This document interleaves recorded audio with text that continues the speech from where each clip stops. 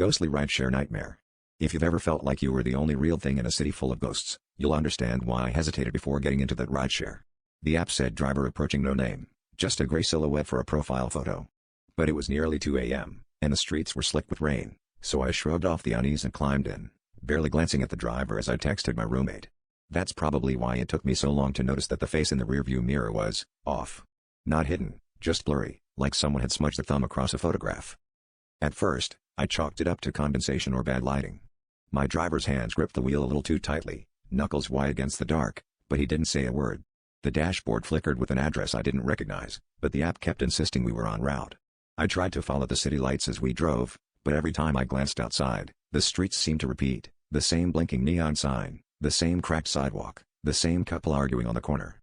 My phone buzzed with a text from my roommate, ETA?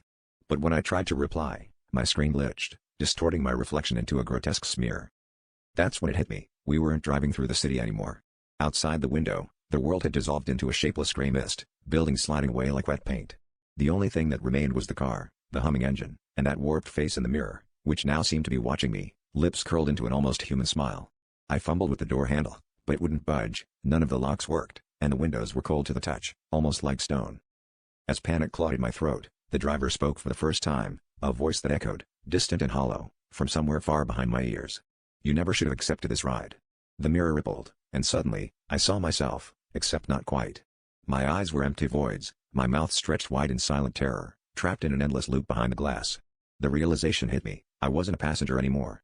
I was just another shadow, blurred and forgotten, endlessly circling a city that no longer existed.